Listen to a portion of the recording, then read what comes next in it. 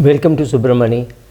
It is customary to say we don't pay teachers well, we don't pay doctors well. So what distinguishes a ordinary businessman from, say, a Mukesh Ambani, right?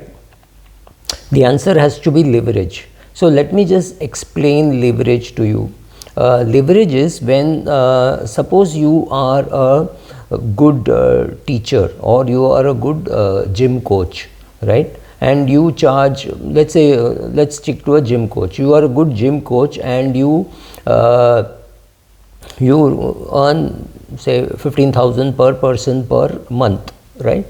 And you have 10 clients. That's perhaps the maximum that you can do, because and that is, you earn 1.5 lakhs per month. That's not a bad income for a trainer, right?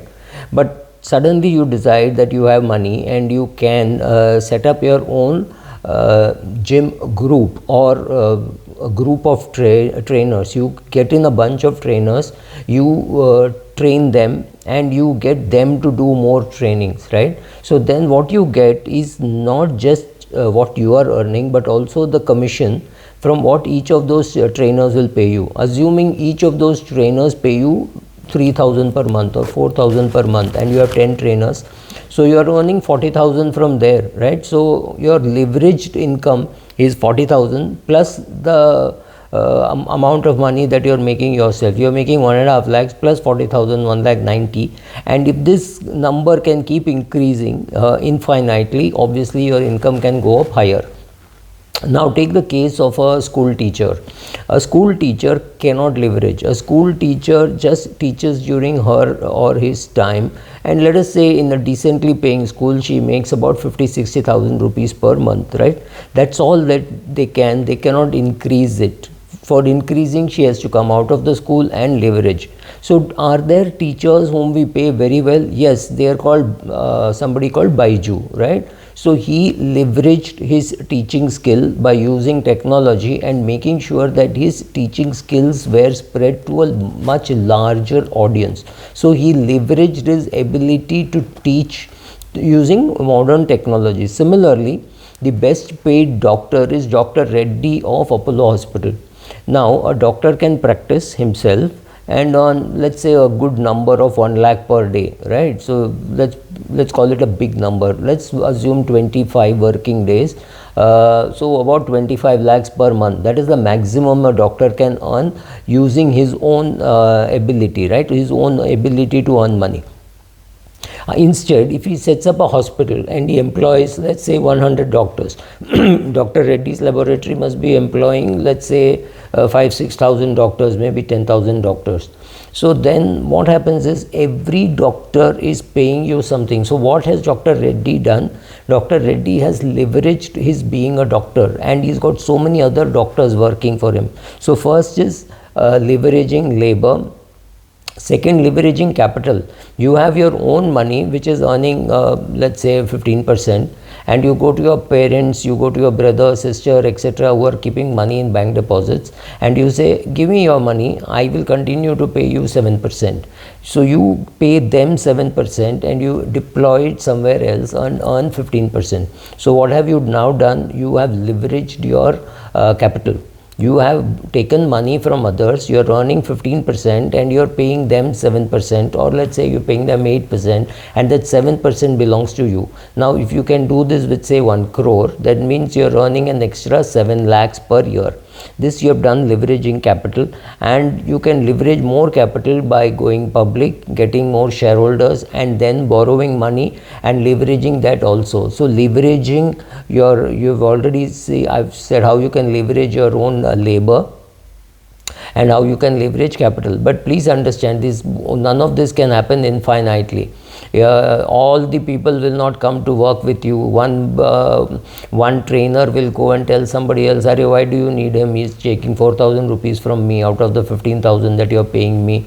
I'll come to you directly. I'll just pay me 11,000 or just pay me 12,000 or something like that, right?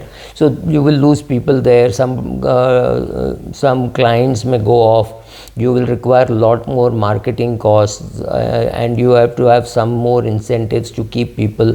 You will keep adding trainers, you will lose trainers, some trainer will just migrate, right? They may not continue to be in the same geographic area that you are, or somebody may launch such a trainer aggregator on the blog, on the websites, right? Create an app where you can go, like how people get people to clean your house, right? So if you can get somebody to clean your house, if you can get somebody to do massage for you, right? So why can't I get a gym coach like that? So I can get a gym coach like that and permanently use him, or use him temporarily, whatever, right? So I can do all those things. So there are downsides also. So leveraging your own labor, leveraging capital, taking the company public and borrowing. So you're leveraging on capital, you're leveraging on debt.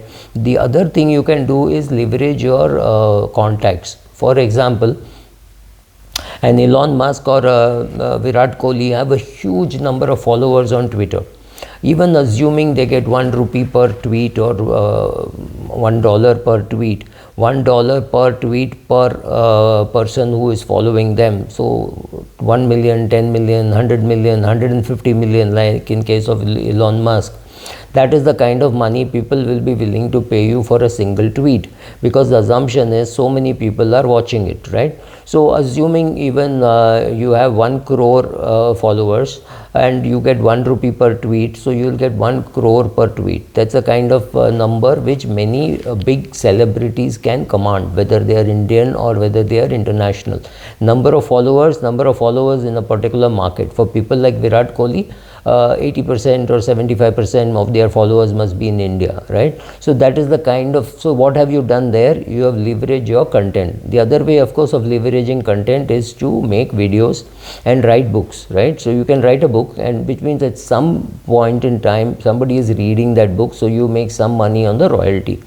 You make videos, you put it online, you get advertising revenue. So those are things which work for you 24/7 in various countries, right? Like for example, my video goes to maybe 45-50 countries. So in 50 countries people are watching, and there are ads and people click, then I can make money. So that is leveraging content. So you can leverage yourself by leveraging labor, and making sure that all the 10, 20, 30 trainers or teachers who are working with you continue to work with you, and you get a commission out of that, right? So that is leveraging your labor. Leveraging capital, when you leverage other people's money and you give them a better return than what they are currently getting. You can leverage your contacts, you can leverage your content, right? You can leverage your tweets, you can leverage your videos.